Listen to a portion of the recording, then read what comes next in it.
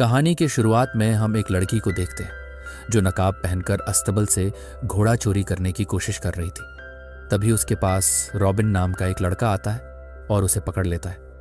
यहाँ रॉबिन को उस लड़की से पहली नज़र में ही प्यार हो जाता है और उससे नाम पूछने पर अपना नाम मैरियन बताती है। शुरुआत में ही इन दोनों का प्यार भरा जिंदगी बहुत अच्छा चल रहा था कि तभी एक दिन रॉबिन को चर्च की तरफ से एक खत मिलता है कि उसे चर्च के लिए जंग में जाना होगा। रॉबिन ना चाहते हुए भी उसको मैरियन को छोड़कर एरेबियन के खिलाफ लड़ने के लिए जाना पड़ता है। जाते जाते वो मैरियन को इंतजार करने के लिए कहता है। रॉबिन 2 साल तक अपने अंदाज में एरेबियन के खिलाफ लड़ता है और फिर एक जंग में रॉबिन एरेबियन के हाथ लग जाता है कि तभी रॉबिन का सीनियर एरेबियन का हाथ काटकर उसे बचा लेता है। जंग के बाद रॉबिन का जो कमांडर था वो ऊपर की आदेश बोलकर अपने ही लोगों को मार रहा था। फिर जब एक बच्चे को यहाँ पर मारने के लिए लाया जाता है तो इधर उस बच्चे के डैड भी यहाँ मौजूद होता है और वह कहते हैं, मेरे बेटे को छोड़ दो, मैं तुम्हें सब बताने के लिए तैयार हूं।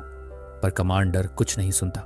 वह उस आदमी के बेटे को मारने की कोशिश करता है पर रॉबिन ये सब नहीं देख पा रहा था, इसलिए वो कमांडर पर हमला कर देता है। लेकिन कमांडर ने उस बच्चे को मार दिया था और रॉबिन को भी उधर पकड़ लिया जाता है और एक तीर से उस पर हमला किया जाता है जिससे रॉबिन बहुत ज्यादा घायल हो जाता है। फिर इसके बाद हम देखते हैं रॉबिन को अब उसके घर भेज दिया जाता है। जंग लड़ने के बाद रॉबिन जब अपने घर वापस आता है तो देखता है उसका घर खंडहर में बदल गया था। वह दरअसल यहाँ पर मैरियन को ढूंढने आया था जिसको वह यहाँ 2 साल पहले छोड़कर गया था और वह उसे बहुत प्यार करता था।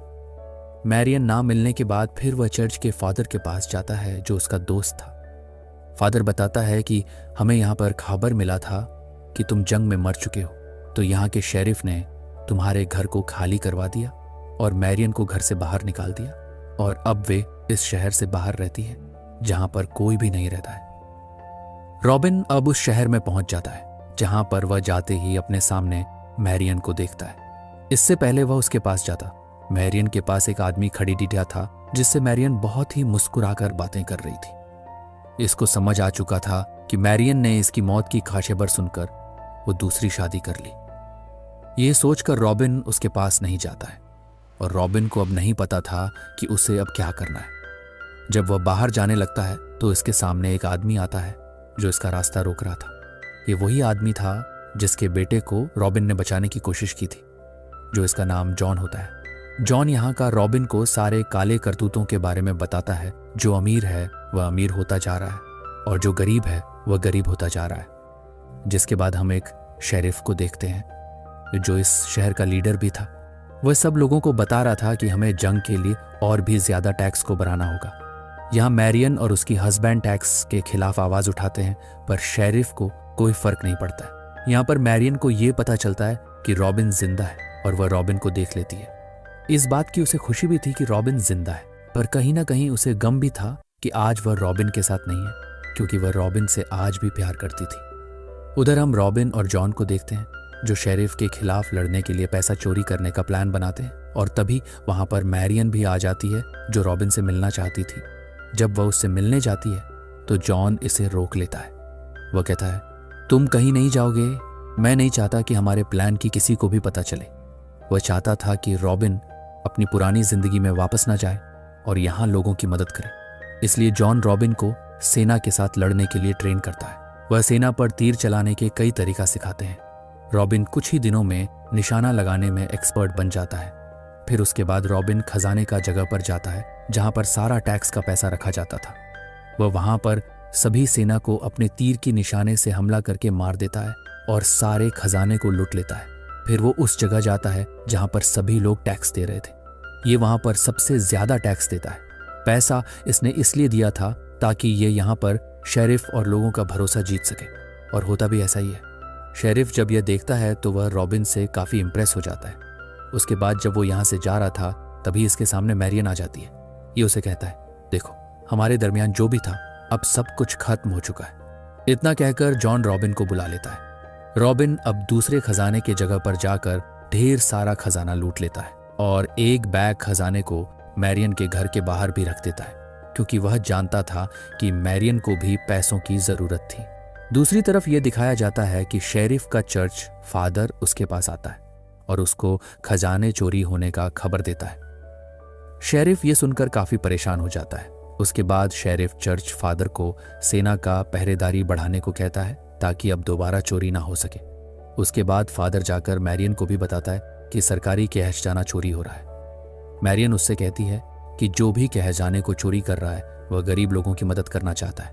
वह आगे कहती है, और मैं तो यही चाहती हूं कि वह और ज्यादा कहजाने को चोरी करे और गरीबों पर बांट दे।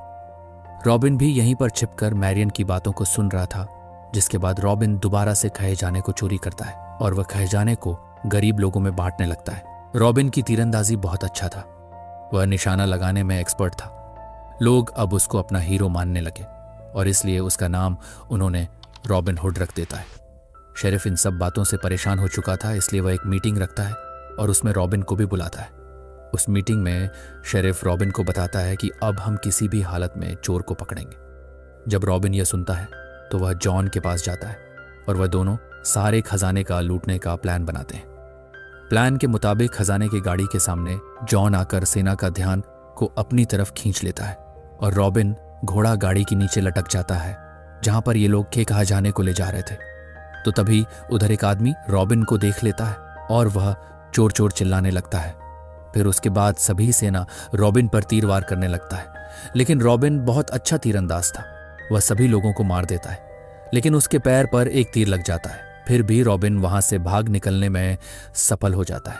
रॉबिन ने नकाब पहना हुआ था, इसलिए उसे कोई भी नहीं पहचान पाता है। उसके बाद रॉबिन और जॉन को पता चलता है कि चर्च का हेड आ रहा है, जिससे ये काफी खुश होते हैं क्योंकि ये चाहते थे कि वो यहां पर आए। शेरिफ चर्च का हेड के लिए बहुत बड़ा पार्टी भी रखता है। इस पार्टी में चर्च फादर और मैरियन की भी अलग प्लान होता है, इसीलिए चर्च का फादर अकाउंट रूम का चाबी को चुरा कर मैरियन को देता है, लेकिन ऐसे करने पर रॉबिन उन दोनों को देख लेता है। दरअसल ये उस रूम का चाबी था जहां पर खुफिया कागज रखे हुए थे। मैरियन वहां जाकर उन कागजों को ले लेती है। दूसरी तरफ जब चर्च का हेड और शेरिफ बातें कर रहे थे तो तभी वहां पर रॉबिन फादर को पकड़कर लाता है और उसको नमक हराम साबित करता है और उसको फादर से निकलवा देता है। ये देखकर चर्च का हेड भी इंप्रेस हो जाता है और उसको चर्च का हिस्सा बनाता है, और इसीलिए रॉबिन के सामने में ही वह लोग आगे की प्लान के बारे में बात करते हैं। यहाँ रॉबिन को पता चलता है कि इंग्लैंड के राजा को मारकर सब कुछ अपने हाथ में लेना चाहते हैं और इसके लिए इन्होंने अरेबियंस की भी मदद लेंगे। शेरिफ चर्च के हेड से कहता है कि मैं अपने सिपाहियों को शहर से बाहर जो लोग रहते हैं उधर भेजूंगा। उनके पास जितने भी पैसे होंगे वो सबको लूट लेंगे। और रात को शेरिफ अपने सभी सिपाहियों को भेज देता है। और दूसरी तरफ हम देखते हैं मैरियन ने जो खुफिया कागज चुराए थे वो उनका हस्बैंड देख रहा था, जिससे उन्हें पता चलता है कि शेरिफ और चर्च का हेड दोनों मिलकर इंग्लैंड के राजा को मारना चाहते हैं। मैरियन कहती है ये सब गहालत है, हमें सबको बताना होगा। पर मैरियन का हस्बैंड कहता है हमें इससे क्या लेना देना। दरअसल इसका हस्बैंड भी शेरिफ की जगह लेना चाहता था, यानी कि वह खुद शेरिफ बनना चाहता था। इसलिए मैरियन की अपने हस्बैंड के साथ लड़ाई हो जाती है। शहर में शेरिफ की सेना पहुंच जाता है जो लोगों से लूटमार कर रहे थे। यहीं पर मैरियन जब इन्हें रोकती है तो उसे भी ये पकड़ लेते हैं। यहीं पर रॉबिन और जॉन भी आ जाते हैं। यहाँ रॉबिन मैरियन को बचा लेता है और जब मैरियन रॉबिन के साथ होती है तो वो रॉबिन को पहचान लेती है और जब वो रॉबिन का नकाब हटाती है तो उसे पता चल जाती है कि ये तो रॉबिन है। तभी सिपाही इनकी घोड़ा गाड़ी पर भी हमला कर देते हैं और इन्हें घेर लेते हैं।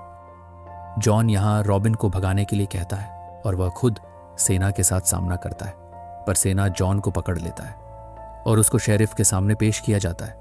और जब शेरिफ उससे रॉबिन हुड का पता पूछता है तो वो बताने से साफ मना कर देता है। बाहर मैरियन का हस्बैंड सबको यहाँ से जाने के लिए भड़काता है, लेकिन तभी वहां पर रॉबिन आकर अपना नकाब उतारता है और वो उन लोगों को लड़ने के लिए मोटिवेट करता है। यहाँ सभी लोग रॉबिन की तरफ आवाज उठाते हैं। उसके बाद रॉबिन फादर के साथ माफी मांगता है और वह लोग एक प्लान बनाते हैं। प्लान के मुताबिक वह लोग पैसे को ले जाने का ट्रैक और सारा जुगाड़ करते हैं। और फिर जब सुबह शेरिफ का खजाना आ रहा था तो तभी रॉबिन के लोग शेरिफ का सेना पर हमला करते हैं और तभी एक धमाका होता है। फिर खजाने की गाड़ी नीचे गिर जाता है और वहां से रॉबिन के लोग खजाने को अपने गाड़ी में रखते हैं। तभी ऊपर से सेना तीर वार करते हैं और यहाँ एक तीर जाकर रॉबिन को लग जाता है। मैरियन उस तीर को निकालने में रॉबिन का मदद करता है, लेकिन ऊपर से मैरियन का हस्बैंड ये सब देख लेता है और उसको समझ आता है कि उन दोनों के बीच में अभी भी प्यार है। तभी उसको पीछे से सेना हमला करता है उसके बाद रॉबिन अपने आदमी को सही तरीके से खजाने ले जाने के लिए कहता है और वह दोनों मैरियन की हस्बैंड को ढूंढने के लिए चले जाते हैं।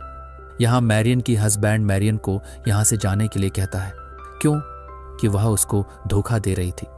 तभी रॉबिन सेना अपने लोगों को मारता हुआ देख वह नकाब उतार कर खुद को हवाले करता है और जब उसको शेरिफ के पास पेश किया जाता है तो तभी साइड में खड़ा सेना में से एक जॉन होता है और वह दोनों शेरिफ को मार देते हैं।